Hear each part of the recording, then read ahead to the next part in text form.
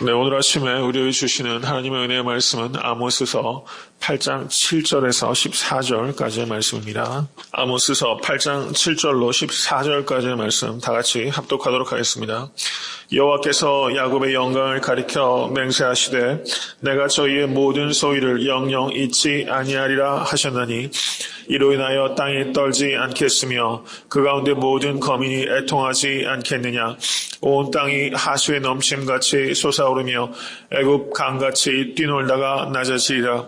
주 여호와께서 가라사대 그날에 내가 해로 대낮에 지게 하여 백주의 땅을 깜깜케 하며 너희 절기를 애통으로 너희 모든 노래를 애곡으로 변하며 모든 사람으로 굵은 배로 허리를 동이게 하며 모든 머리를 대머리가 되게 하며 독자의 죽음을 인하여 애통하듯 하게 하며 그 결국으로 권고한 날과 같게 하리라.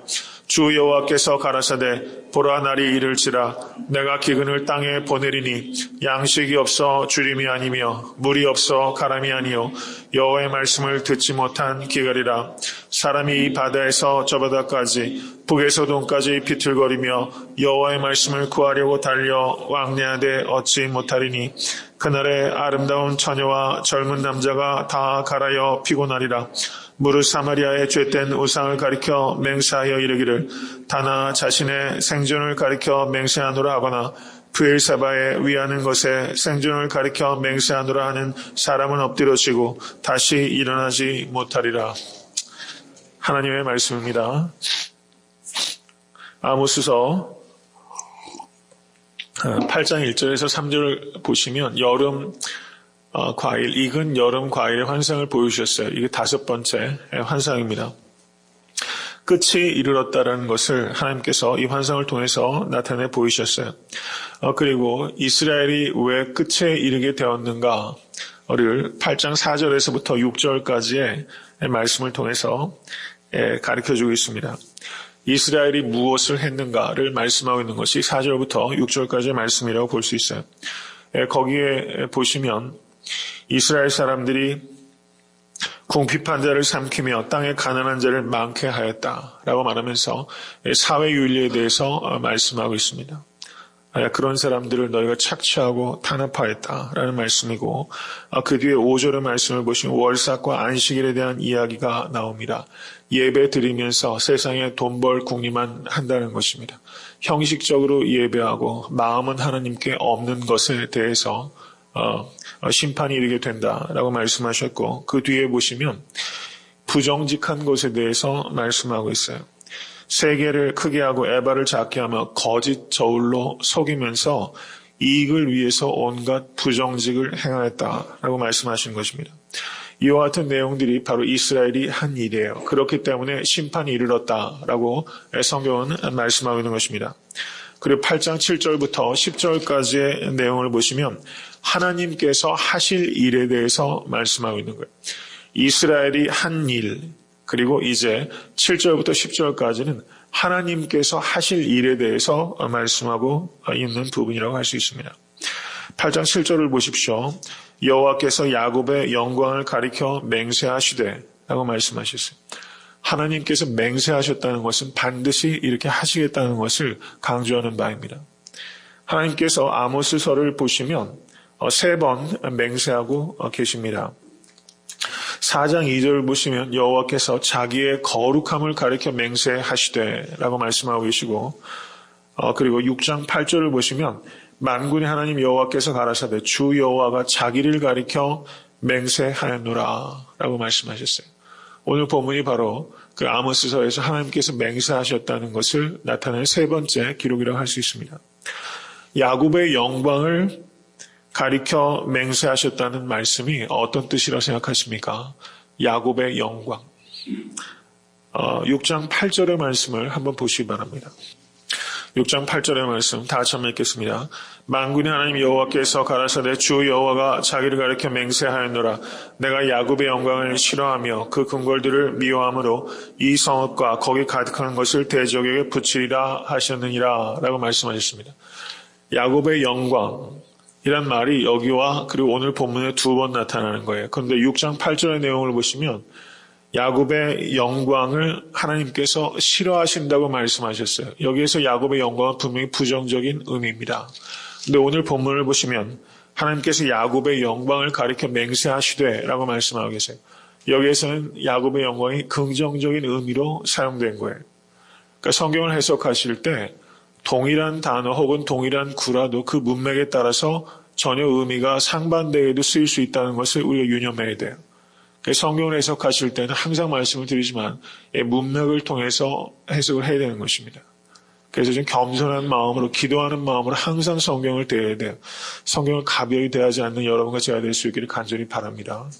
여기서 야곱의 영광 6장 8절에 사용됐을 때는 이스라엘 백성이 야곱의 영광이라고 생각했던 것은 이스라엘의 경제력과 군사력이에요. 그것이 이스라엘의 영광이라고 생각한 거예요. 하나님께서 그것을 싫어하신 것입니다. 그런데 8장에서 7절에서 야곱의 영광을 가리켜 맹세하셨다라고 했을 때 그 야곱의 영광은 곧 하나님 자신을 나타내는 것입니다. 믿으십니까? 하나님 자신이 우리의 영광이에요. 하나님 자신만을 우리가 자랑하기를 원하십니다. 여러분 다른 아무것도 분토와 같이 여기는 마음을 가지실 수 있게 되기를 바라요. 여러분 그것이 영성의 가장 높은 경지라고 생각합니다. 사도 바울이 자랑할 것이 많았다고 말했어요. 자기는 율법으로는 흠이 없는 자요. 가말리엘의 문화요. 그죠? 자기가 율법의 행위로는 자랑할 게 할 얘기가 많다고 얘기했어요. 그렇지만 어떻습니까? 그런 것들을 다 해로 여기고 분토처럼 여긴다. 이렇게 말했어요. 이번 한 주간 살아가시면서 아직도 내 안에 그리스도의 십자가 외에 자랑하는 것이 조금이라도 남아있다면 여러분 그거 다 내려놓으실 수 있게 간절히 바랍니다. 여러분 어떤 교회가 하나님 기뻐하시는 교회입니까? 오직 예수 그리스도의 십자가만을 자랑하는 교회. 그 교회가 하나님께서 기뻐하시는 교회예요.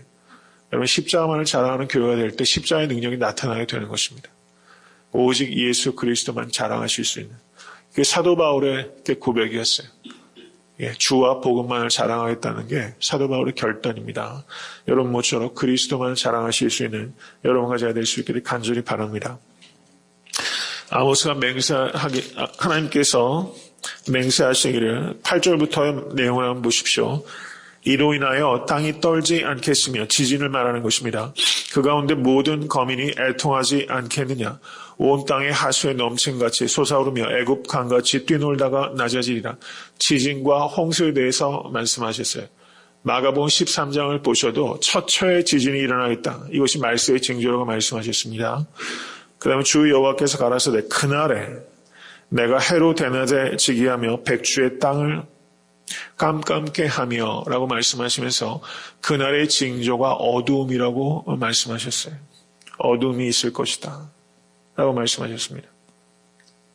너희 절기를 애통으로 너희 모든 노래를 애곡으로 변하며 모든 사람으로 굵은 대로 허리를 동이게 하며 모든 머리를 대머리 되게 하며 이건 모든 머리를 삭발함으로 인해서 회개의 모습을 갖게 되는 것입니다.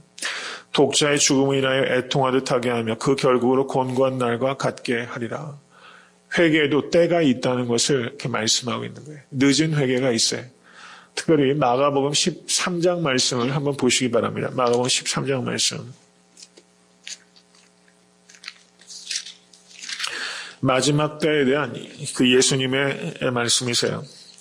마가복음 13장 1절에서 마가복음 37절까지의 말씀은 종말에 대한 예수님의 귀중한 가르침입니다. 이 종말의 때에 대해서 몇 가지로 단계가 있게 진행이 됩니다. 오늘 제가 이 말씀을 상세히 말씀을 드릴 수는 없고요. 여기에 보시면 13장 9절 한번 보십시오. 13장 9절을 보시면 너희는 스스로 조심하라 라고 말씀하세요. 조심하라 라고 말씀하는 겁니다. 종말론의 핵심은요. wake up, 깨어나라는 거예요. 깨어나라. 종말론의 가르침은 깨어나라는 것입니다. 종말의 때는 알 수 없다. 그렇지만 종말의 때를 항상 기다리며 하시라도 임할 것을 경계하여서 깨어있으라. 주님께서 말씀하십니다. 14절의 말씀을 보십시오. 멸망에 가증한 것이 서지 못할 것에 선 것을 보거든 그때 유대에 있는 자들은 산으로 어떻게 하라고요? 도망할지어다. 라고 말씀하셨어요. 깨어있으라 도망할지어다 이렇게 말씀하고 있습니다. 23절의 말씀을 보십시오. 너희는 어떻게 하라고요? 삼가라 라고 말씀하고 있어요. 깨어있으라 도망하라 삼가라. 그러니까 이때까지는 기회가 있습니까 없습니까? 기회가 있는 거예요. 그런데 24절의 말씀을 보십시오. 24절부터 27절의 말씀 보십시오. 그때 그 환난 후 해가 어두워지며 달이 빛을 내지 아니하며 별들이 하늘에서 떨어지며 하늘에 있는 권능들이 흔들리리라. 그때 인자가 구름을 타고 큰 권능과 영광으로 오는 것을 사람들이 보리라. 또 그때 저가 천사들을 보내어 자기 택하신 자들을 땅끝으로부터 하늘 끝까지 사방에서 모으리라. 주님께서 다시 재림하신 그날에는 어때요? 그때는 이미 결정된 거예요. 결정된 겁니다. 회개에도 때가 있는 것이고 말씀을 묵상할 때도 여러분 때가 있는 거예요. 그것을 우리가 깊이 생각해야 되는 것입니다. 삼가고 도망갈 수 있을 때 삼가고 도망가야 되는 것입니다. 때가 다 있는 것이다. 이것을 우리가 깊이 생각할 수 있게 되길 바랍니다. 11절에서 14절의 말씀을 보시기 바랍니다. 여기에서 이 말씀은 앞에까지의 내용은 그렇게 볼 수 있죠. 회개에도 때가 있는 것이다. 속히 회개하라 라는 가르침이라면 여기에서의 말씀은 말씀을 찾아도 말씀을 찾을 수 없을 때가 있다. 말씀으로 속히 돌아오라. 이 가르침이라고 볼 수 있습니다. 11절의 말씀을 다시 한번 읽겠습니다. 주 여호와께서 가라사대 보라 때가 날이 이를지라 내가 기근을 땅에 보내리니 양식이 없어 주림이 아니며 물이 없어 가람이 아니요 여호와의 말씀을 듣지 못한 기갈이라. 사람이 이 바다에서 저 바다까지 북에서 동까지 비틀거리며 여호와의 말씀을 구하려고 달려 왕래하되 얻지 못하리니 라고 말씀하고 계신 거예요. 말씀을 구하여도 얻지 못할 때가 있을 것이다 라고 말씀합니다. 이 땅에 기근이 있어요. 그런데 기근이 있는데 먹을 것이 없는 주림이 있고 물이 없는 가람이 있어요. 그런데 정말 심각한 기근은 무엇인가? 여호와의 말씀이 없는 기근이다. 이렇게 말씀하고 있는 거예요. 이것은 우리가 살고 있는 이 시대의 삶과 결코 무관하지 않습니다. 정말 말씀이 찾아보기 어려워요. 말씀은 홍수 난 것처럼 보입니다. 여러분 얼마나 기독교 서적들이 넘치고 설교들이 범람합니까? 물론 그 가운데 참으로 유익한 책들이 많이 있지만 여러분 어떻습니까? 오히려 그렇게 출판물이 범람하지 않을 때보다도 성도들이 말씀에 대한 이해와 깊이가 현저하게 부족해요. 여러분 강당에서 전해지는 말씀이 인본주의적인 말씀이 너무나 많이 전해지고 있고 성경 말씀이 있는 그대로 전파되지 않는 그런 시대를 우리가 사실상 많이 살아오고 있다는 것을 우리가 깊이 생각해야 됩니다. 올 한해 성도님들의 삶의 목표 가운데 하나가 적어도 성경은 일독하겠다는 각오를 좀 하셨으면 좋겠어요. 저는 애타한테 섬기는 교회 성도들은 적어도 1년에 성경을 일독한다. 이게 아주 그냥 기본이 돼가지고 적어도 1년에 일독을 한 번 한다. 그래서 평생토록 매년 일독씩만 이렇게 계속 하셔서 정독과 통독의 그 정독과 다독을 겸비하셔서 말씀을 깊이 하시는 여러 성도님 되실 수 있게 되기를 주님의 이름으로 간절히 축원합니다. 성경은 하나님의 감동으로 기록된 책입니다. 믿으십니까? 하나님께서 사람을 통하여 쓰신 책이에요. 성경은 하나님의 감동으로 쓰셨다는 것은 하나님의 숨결로 쓰셨다는 것을 의미하는 것입니다. 성경은 진리의 표준입니다. 믿으십니까? 모든 진리의 표준은 이 성경이에요. 우리가 신앙적으로도 여러 가지 체험이 있는데 그 체험의 표준도 성경입니다. 성경이 진리의 표준이에요. 이것을 우리가 알아야 됩니다. 성경은 구원과 성화에 대한 지혜가 성경 안에 기록되어 있습니다. 믿으십니까? 구원과 성화에 대한 지식이 기록되어 있어요. 생명에 관한 책입니다. 생명을 줄 수 있는 유일한 책은 성경책입니다. 믿으십니까? 그래서 성경은 단지 알물 목적으로 하는 책이 아니라 삶을 목적으로 하는 책입니다. 성경은 그렇기 때문에 단지 지식만 키워가는 것이 아니라 이것을 내 삶에 적용해서 변화를 목적으로 하는 책이 바로 성경책입니다. 세 가지 죄악이 있습니다. 첫째는 배우지 않는 죄악이 있습니다. 두 번째는 배운 것을 행하지 않는 죄악이 있어요. 세 번째는 배운 것을 가르치지 않는 죄악이 있습니다.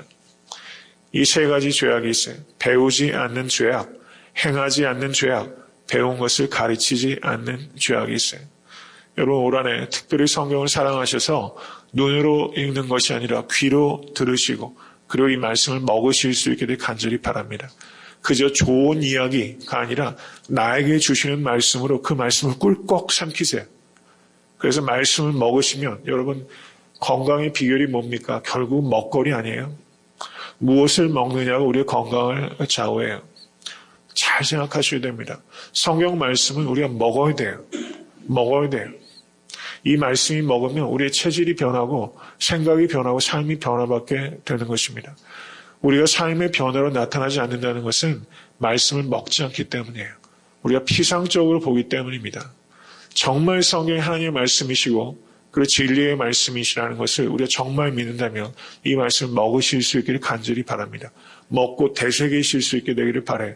정말 복된 사람은 누구냐? 이 말씀을 주여로 묵상하는 자가 복된 사람입니다. 믿으십니까? 여러분 형통한 삶을 살아가기 원하십니까? 형통은 어떻게 옵니까? 말씀을 순종할 때 형통이 자연스럽게 따라오는 거예요. 이걸 믿으세요. 말씀대로 순종하시면 형통한 삶은 반드시 열리게 됩니다. 주렁주렁 형통한 삶이 열리게 돼요. 시냇가에 심은 나무처럼 시절을 쫓아 과실을 맺으며 그 잎사귀가 마르지 않게 된다고 성경 분명하게 말씀하셨어요.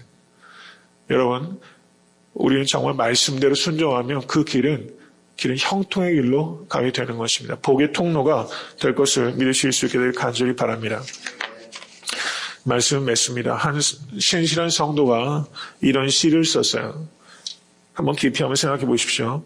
내가 피곤할 때 성경이 나의 침대가 되고 어둠이 있을 때 성경은 나의 빛이 되었으며 내가 줄일 때 나에게 생명의 떡이 되었으며 두려울 때 성경은 나의 방패가 되어주었고 내가 병들었을 때 고쳐주는 양약이 되었고 고독할 때 성경에서 내가 많은 친구를 만났노라.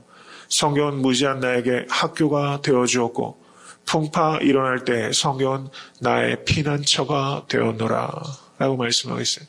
성도님들에게 있어 성경은 어떤 의미인지 그리고 앞으로 어떤 의미가 될 것인지를 깊이 묵상하시면서 성경의 말씀을 먹으시는 여러분과 제가 될 수 있게 되기를 주님의 이름으로 간절히 축원합니다.